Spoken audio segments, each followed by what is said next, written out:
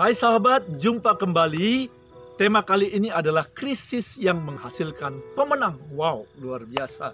Nah, saya mau bacakan dari 2 Korintus pasal 4, 16-18. Sebab itu kami tidak tawar hati, tetapi meskipun manusia lahiriah kami semakin merosot, namun manusia batinia kami dibaharui dari sehari ke sehari. Sebab penderitaan ringan yang sekarang ini mengerjakan bagi kami kemuliaan kekal yang melebihi segalanya, jauh lebih besar daripada penderitaan kami. Sebab kami tidak memperhatikan yang kelihatan, melainkan yang tidak kelihatan. Karena yang kelihatan adalah sementara, sedangkan yang tak kelihatan adalah kekal. Saudara, ini Rasul Paulus bilang bahwa dia di tengah-tengah penderitaan, aniaya, tekanan, dan masalah dalam kehidupan, dia tidak tawar hati, saudaraku. Jadi dari tema ini kita bisa melihat ada 4 hal penting ya. Yang pertama, manusia batiniah kita diperbaharui lewat penderitaan. Saudara pernah bayangkan nggak bahwa justru lewat aniaya, persoalan, penderitaan sama seperti Rasul Paulus rasakan, dan mungkin saudara juga sedang alami, batiniah kita, karakter kita, iman kita diperbaharui dari hari ke hari. Jadi saudaraku, kita mengucap syukur. Kalau saudara sedang mengalami tekanan di musim pandemik ini, mengalami masalah, ketidakpastian, kita bersyukur. Kenapa saudaraku? Karena manusia batinia kita sedang dibentuk oleh Tuhan. Iman kita semakin dewasa, karakter kita semakin diperbaharui hari ke hari. Yang kedua apa saudaraku? Melalui peristiwa aniaya, penderitaan, dan masalah ini, Yesus bersinar melalui kehidupan Anda dan saya. Saudara, kalau kita berkumpul sesama anak-anak Tuhan, itu terang dengan terang. Tidak kelihatan mana terang karena semuanya terang, saudaraku. Tapi coba di tengah-tengah kegelapan ada satu terang muncul, maka itu sangat kontras dan bisa dilihat oleh semua orang. Nah saudaraku, ketika saudara dan saya mengalami tekanan dan masalah dalam kehidupan ini, nah biasanya orang ngapain saudaraku? Mengeluh. Biasanya ngapain? Menggerutu, nyalakan Tuhan, nyalakan pemerintah, nyalakan situasi, nyalakan keadaan dan sebagainya.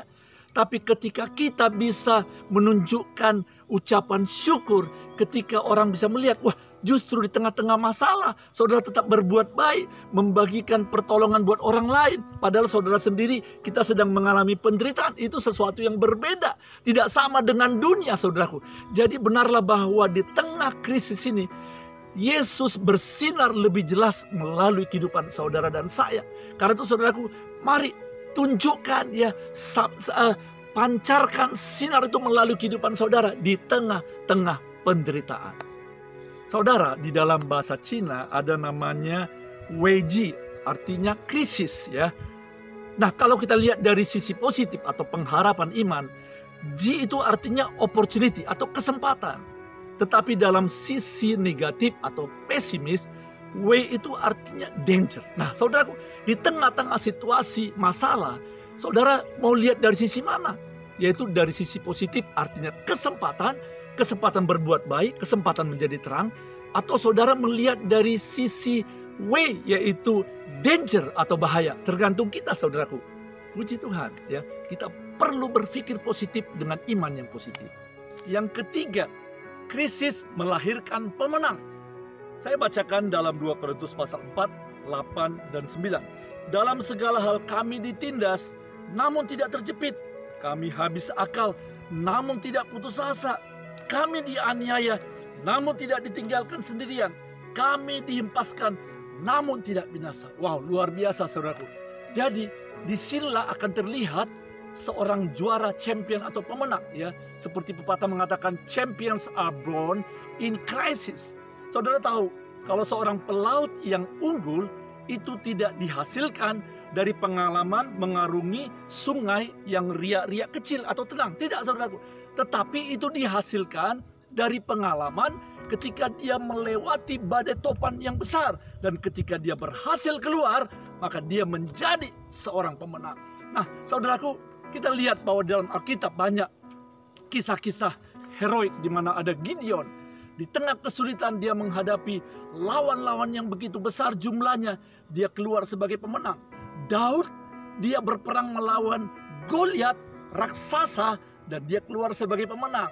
Musa di perbudakan Mesir, dia membawa bangsa Israel dengan kesulitan, tantangan, dan akhirnya dia melewati padang gurun. Dia menjadi pemenang.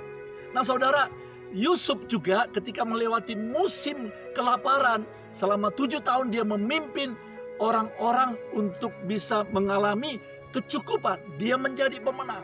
Nah, di dalam peristiwa di Inggris ya ada Isaac Newton tahun 1665, di mana waktu itu dalam keadaan pandemik, Isaac Newton sedang duduk di bawah pohon, dan tiba-tiba ketika itu tiba-tiba ada ilham, di mana ada apple yang jatuh, dan disitulah dia mendapatkan ilham namanya teori gravitasi, sehingga dia seorang yang menjadi pemenang.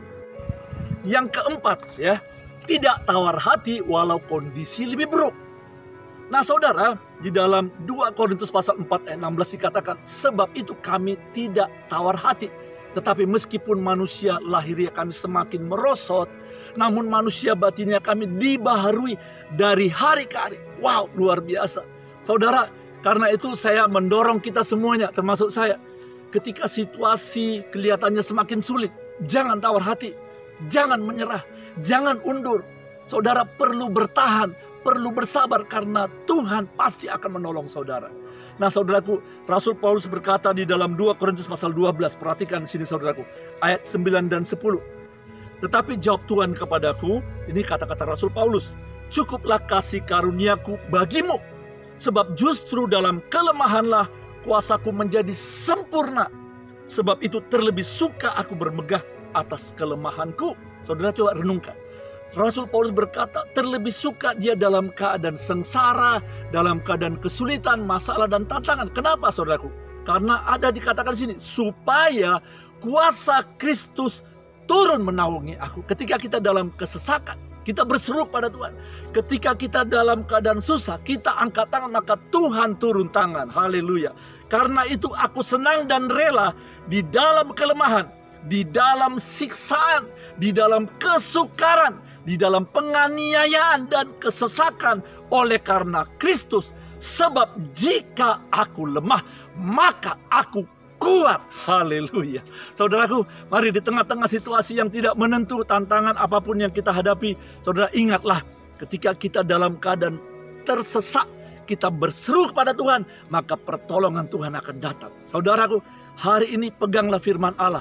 Tema hari ini luar biasa, yaitu di tengah krisis, maka lahirlah para pemenang. Haleluya. Keep on fire, be inspired. Sampai jumpa di lain waktu. God bless you.